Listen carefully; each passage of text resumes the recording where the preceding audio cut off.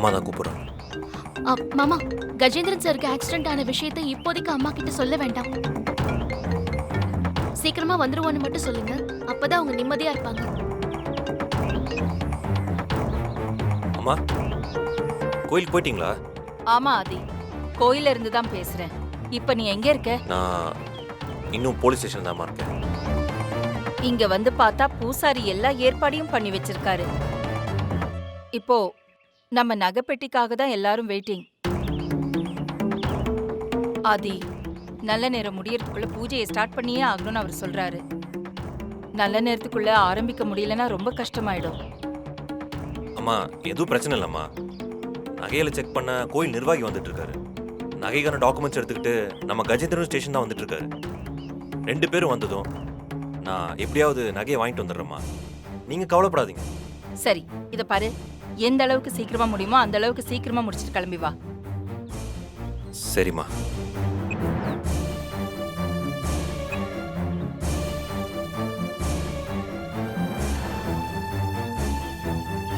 என்ன மாமா சொன்னாங்க? வா.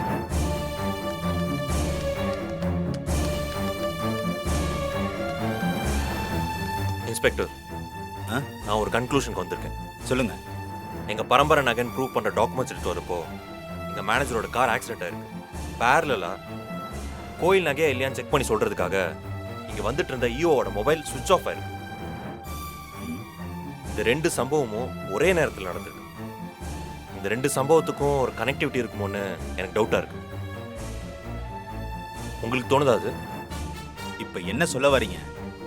இந்த 2 சம்பவங்கள்லயும் யாரோ ஒருத்தர் சம்பந்தப்பட்டிருக்காங்க. எங்களுக்கு எதிராக ஏதோ சதி நடக்குது சார். எங்களுக்கு பிசினஸ் எதிரிகன்னு சொல்லி நிறைய பேர் இருக்காங்க. பர்டிகுலரா எங்க அம்மாக்கு.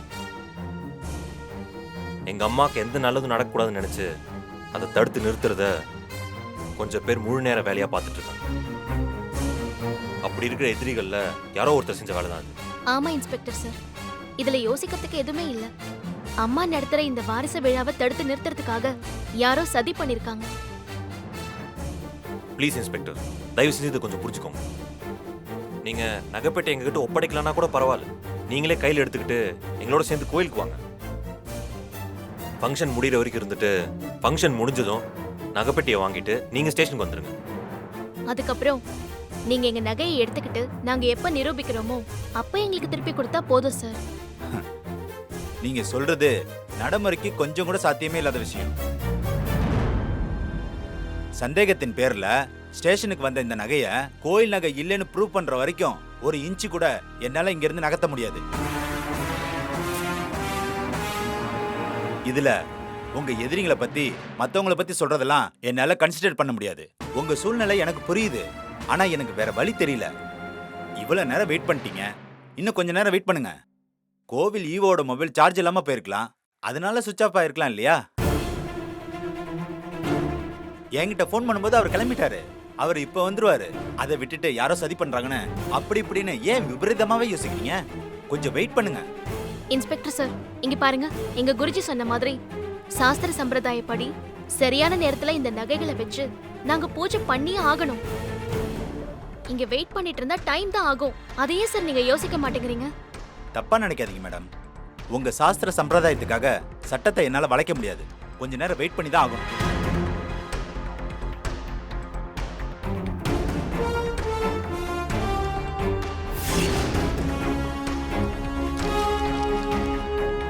மாமா, ஒரு நிமிஷம் இருங்க, நான் சாமி கும்பிட்டு வரேன்.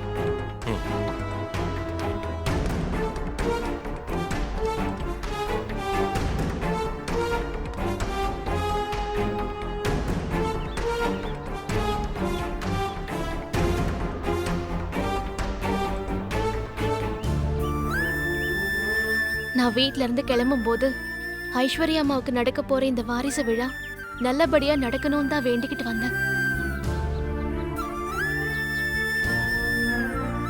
நாங்க நகையோட வந்துருவோன்னு அம்மாவுக்கு நம்பிக்கை கொடுத்திருக்கோம்.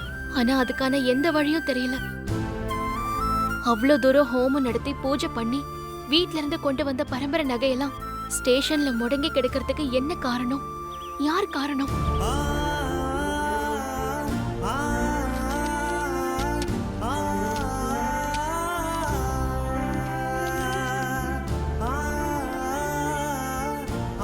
ஆதிக்கடவுர் அதிகார வாரிசா ஐஸ்வர்யா அம்மா வரக்கூடாதுங்கிறது விதியா இல்ல வந்துடக்கூடாதுன்னு யாராவது செய்யற சதியா?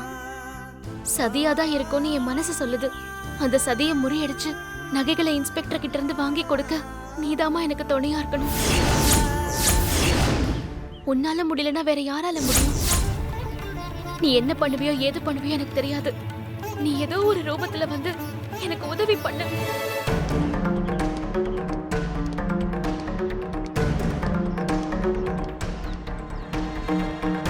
இதுக்கப்புறமும் நடக்கிறதெல்லாம் நீ வேடிக்கை பார்த்துட்டு இருக்காத. தயவு செஞ்சு எனக்கு உதவி பண்ணு.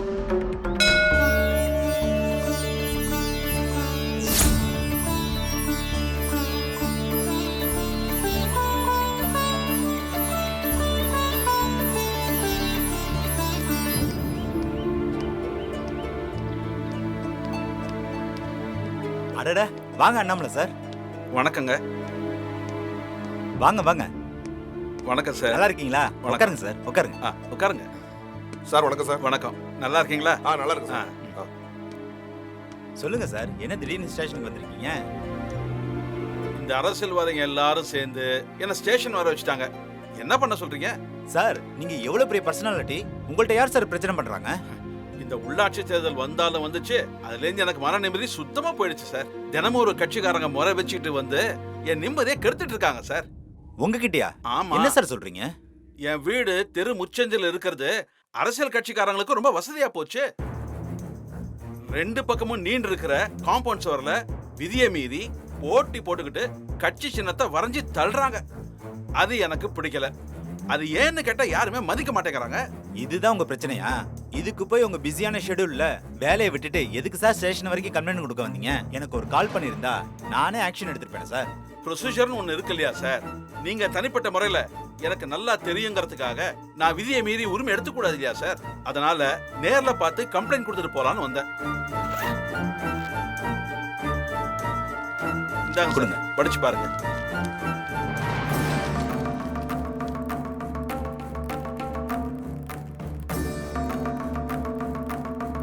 ஏயா, ஆ, பெரிய ஆளாவும் இருக்காரு, நல்ல மனுஷனாவும் இருக்காரு. யார் அவரு? என்னையா இவர் தெரியாதா உனக்கு? தெரியாதியா? இவர் பேரு அண்ணாமலை. பெரிய தொல்பொருள் ஆராய்ச்சியாளர். அண்ணாமலை சாரு 500 வருஷம் 1000 வருஷம் முன்னாடி கட்டின கோயில்களை பத்தியும் அப்ப இருந்த மன்னர்களை பத்தியும் ஆராய்ச்சி பண்ணி எக்கச்சக்கமா புக் எழுதியிருக்காரு. பழைய காலத்து விஷயத்தை பத்தி எது கேட்டாலும் புட்டு புட்டு வச்சிருவாரு. ஓ, அப்படியா? அத்துமீறி நடந்துகிட்ட அரசியல்வாதிகளை பத்தி கிளியர் கட்டா எழுதிருக்கீங்க. அத்தனை பேர் மேலையும் தெய்வ தாட்சணை இல்லாம ஆக்ஷன் எடுக்கிறதுக்கு இந்த ஒரு லெட்டர் போதும் சார். நீங்க ஆக்ஷன் எடுத்தா ரொம்ப நன்றி. நான் வரேன் சார். வரேன். சார், ஆ? ஒரு நிமிஷம். சொல்லுமா, என்ன வேணும்? அவசரமா உங்க உதவி எனக்கு தேவைப்படுது. என்னமா சொல்ற? எங்கிட்ட அப்படி என்ன அவசர உதவி எதிர்பார்க்கற? பழைய காலத்து விஷயத்தை பத்தி என்ன கேட்டாலும் உங்களுக்கு தெரியும்னு கான்ஸ்டபிள் சொன்னதை நான் கேட்டேன். அதை வச்சுதான் உங்ககிட்ட உதவி கேட்கலான்னு நான் முடிவு பண்ணேன். காணாம போன சிறுமலை கோயில் முருகன் நகையா இருக்கலாங்கிற சந்தேகத்துல எங்க குடும்பத்துக்கு சொந்தமான நகைப்பட்டியை இன்ஸ்பெக்டர் வாங்கிட்டு வந்துட்டாரு. அது எங்க நகைதான்னு நாங்க அடிச்சு சொல்றோம். ஆனா இன்ஸ்பெக்டர் நம்ப மாட்டேங்கிறாரு. இது பாருமா, அவர் அவரோட சொந்த பிரச்சனைக்காக ஸ்டேஷனுக்கு வந்திருக்காரு. தயவு செஞ்சு அவரை டிஸ்டர்ப் பண்ணாதீங்க. விடுங்க சார். உதவி வேணும்னு கேட்டாங்க, முடிஞ்சா செய்ய போறேன். இல்லன்னு சொல்ல போறேன். நீங்க சொல்லுங்கம்மா. ஆ, என்ன நடந்ததுன்னு உங்களுக்கு நான் ஆரம்பத்துல இருந்து சொல்றேன் சார். அப்பதான் உங்களுக்கு புரியும்.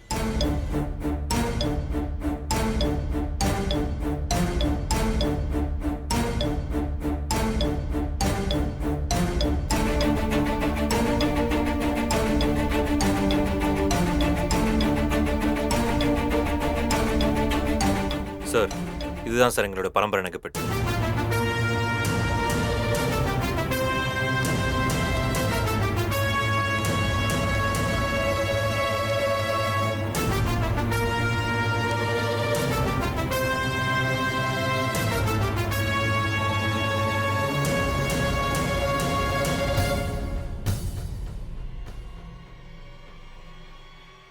இதை நீங்க உங்க பரம்பரை நகைன்னு சொல்லிட்டீங்க. அதனால தான் அண்ணாமலை சார் பார்த்துக்கிட்டு இருக்காரு. அதை அவர் செக் பண்ணிட்டு உங்க பழைய நகைன்னு சொன்னா நான் அதை உடனே ஏத்துக்கிட்டு நகைப்பெட்டி உங்ககிட்ட ஹேண்ட் ஓவர் பண்ணுவேன்னு நினச்சிடாதீங்க. அண்ணாமலை சார் நகையை பார்க்கறதுனால எந்த பிரயோஜனமும் இல்லை, அதை மறந்துடாதீங்க. இன்ஸ்பெக்டர், நாங்கள் அண்ணாமலை சார்கிட்ட இது எங்களோட பரம்பரை நகைன்னு பொதுவாக தான் சொல்லியிருக்கோம். நாங்கள் யார், எங்கள் பரம்பரை என்னன்னு எதுவுமே சொல்லியே. ஆனால் அதை கவர்மெண்ட் ஸ்டாஃபாக இருக்கிற அண்ணாமலை சாரே கண்டுபிடிச்சி சொல்லிட்டாருன்னா அது உங்களுக்கு ஒரு ப்ரூஃப் தானே. அதை வச்சு ஈஸியாக நிரூபிச்சிடலாமே. ப்ளீஸ் கொஞ்சம் அமைதியா இருங்க.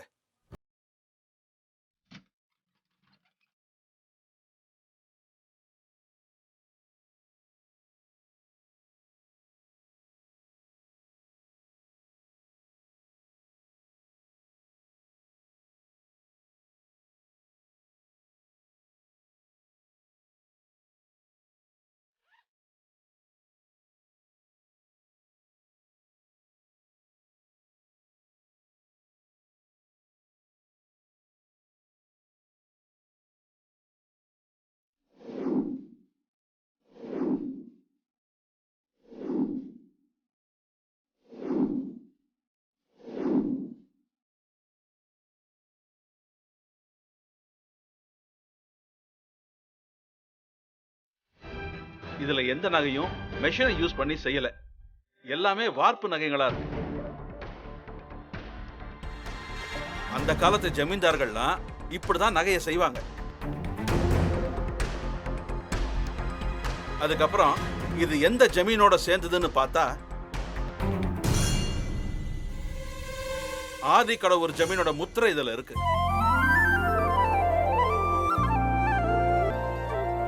அதனால இது எல்லாமே ஆதி கடவுர் ஜமீனுக்கு சொந்தமான நகைங்க தான். சார், இதை நீங்கள் கன்ஃபார்மாக தான் சொல்கிறீங்களா? நான் சொல்லல சார், இதுல இருக்கிற ஆதி கடவுர் முத்திரை சொல்லுது. 100% ஆதி கடவுர் ஜமீன் நகைங்க தான் இது, சந்தேகமே இல்லை. Sir, I'm really grateful to you. எங்களுடைய ஆதி கடவுர் பரம்பரை முத்திரை இந்த நகையில் இருக்கிறது இப்போதான் சார் எங்களுக்கே தெரியும். Thank you so much. It's okay. நான் ஆதி கடவுர் ஜமீன் நகைகளை பார்க்கணும்னு ரொம்ப நாளா வெயிட் பண்ணிக்கிட்டு இருந்தேன். இன்னைக்கு தான் அது நடந்திருக்கு. ஓ, ஒரு நிமிஷம்.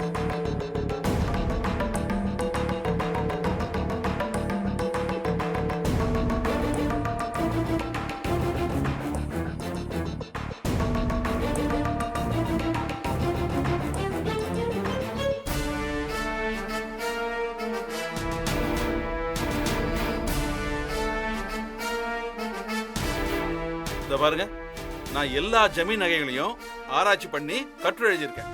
இதெல்லாம் சிங்கம்பட்டி ஜமீன் நகை, இது வருஷ நாட்டு ஜமீன் நகைங்க, இது ஆதிக்கடவுர் ஜமீன் நகைங்க. பாருங்க, போட்டோவா கிடைச்ச ஆதிக்கடவுர் ஜமீன் நகைகளை இப்பதான் நான் நேர்ல பார்க்கிறேன்.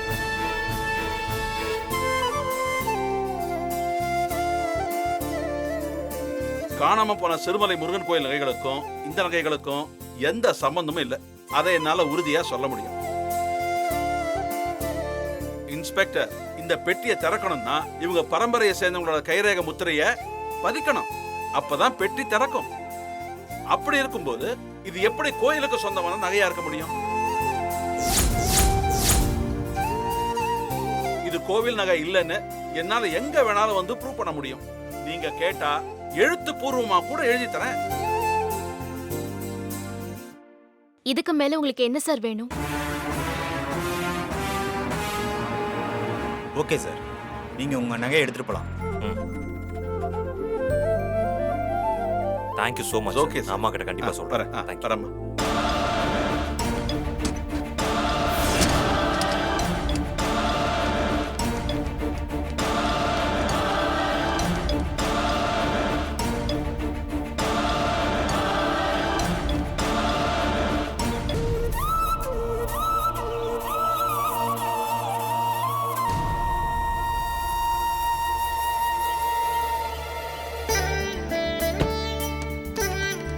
எப்படியோ நல்லபடியா கிடைச்சிருச்சு மாமா. நம்ம சீக்கிரமா போயிடலாம். பார்வதி, நகை கிடைச்ச விஷயத்த முதல்ல அம்மா கிட்ட கால் பண்ணி சொல்றேன். சீக்கிரம் ஃபோன் பண்ணி சொல்லுங்க.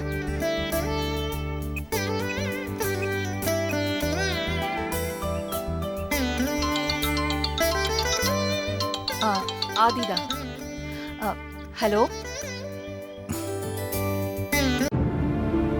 ஈஸ்வரன் என்ன நினைக்கிறானோ அதுதான் நடக்கும். சுந்தரம் ஐயா வா அந்த பக்கம் உட்காரலாம். சரிங்க.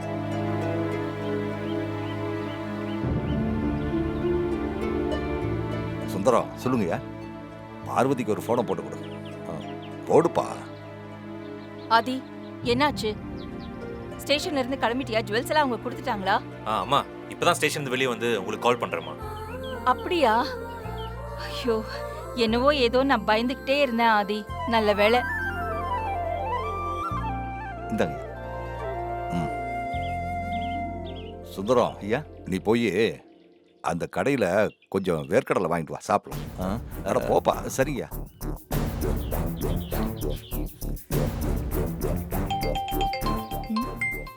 அப்பா சொல்லுங்கப்பா. என்னம்மா ஈஸ்வரன் நகர விடாம கட்டி போட்டு வச்சிட்டாரா? என்ன சுந்தரா அப்பா போன்ல இருந்து அப்பா பேசுறாரு? நீங்க நம்பின ஈஸ்வரன் எங்களை நகர விடாம உட்காரதான் வச்சாரு. ஆனா நான் நம்பின ஈஸ்வரன் அண்ணாமலைங்கிற பேர்ல வந்து எங்களை காப்பாத்தி நகைப்பெட்டியும் வாங்கி கொடுத்துட்டாரு. அப்படியா? என்னம்மா சொல்ற? ரொம்ப ஆச்சரியமா இருக்க. ஒன்றும் பிரச்சனை இல்லைம்மா. அந்த அண்ணாமலை ஒரு தொல்பொருள் ஆராய்ச்சியாளராக இருக்க போய் தான் அவர் சொன்னதை இன்ஸ்பெக்டரால தட்டி கழிக்கவே முடியல. நம்ம தெய்வம் நம்மள கைவிடல.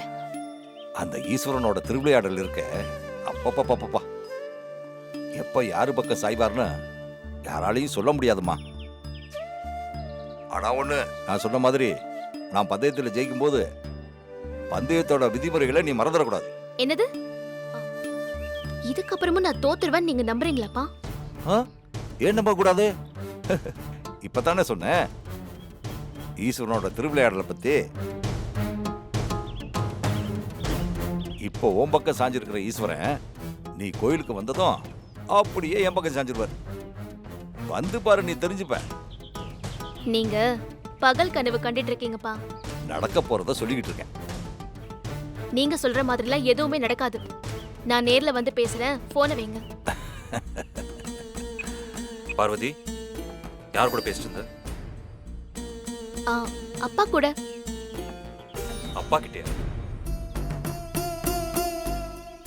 மாமா தான் கார் ஓட்டிட்டு இருப்பாரு, அப்புறம் எதுக்கு டிஸ்டர்ப் பண்ற? நல்ல வேளை நான் பேசுனதை இவர் கேட்கல. அம்மா கிட்ட பேசி முடிச்சிட்டு இப்பதான் வந்திருக்காரு. இல்ல மாமா, எல்லாரும் தான் கோவிலுக்கு போயிருப்பாங்கல்ல, அப்புறம் எங்க இருந்து அப்பா கார் ஓட்ட போறாரு? ஆமால.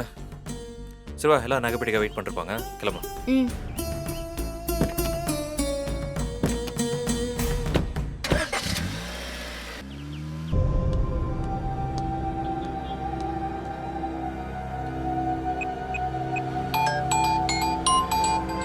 மேடம் சொல்லுங்க, அங்க என்ன நடக்குது?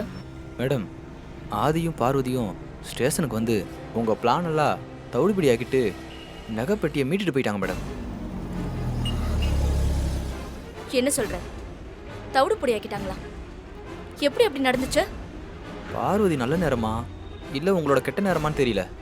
வேற ஒரு விஷயமா ஸ்டேஷனுக்கு வந்த தொல்பொருள் ஆராய்ச்சியாளர் அண்ணாமலை அந்த நகைப்பெட்டியை பார்த்துட்டு இது ஆதிக்கடவுர் ஜமீன் நகைப்பெட்டி தான் அடிச்சு சொல்லிட்டாரு. வேற வழி இல்லாம இன்ஸ்பெக்டரும் அந்த நகைப்பெட்டியை பார்வதிட்ட கொடுத்துட்டாரு மேடம். சரி, இப்போ அந்த ஆதியும் பார்வதியும் எங்க இருக்காங்க சொல்லு. 2 பேரும் நகைப்பெட்டியோட கோவிலுக்கு கிளம்பி போயிட்டாங்க மேடம். ஐயோ, சரி நீ போன வை. அவங்க எப்படி கோயிலுக்கு போறாங்கன்னு நான் பாக்குறேன். சரி மேடம்.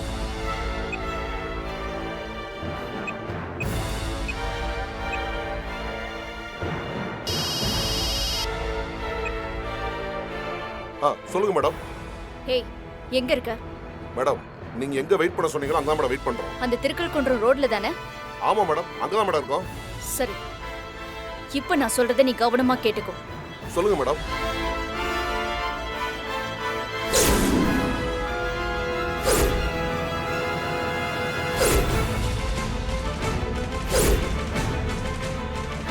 ஓகே மேடம், நீங்க சொன்ன மாதிரி செஞ்சிடறோம். சீக்கிரமா கிளம்பு.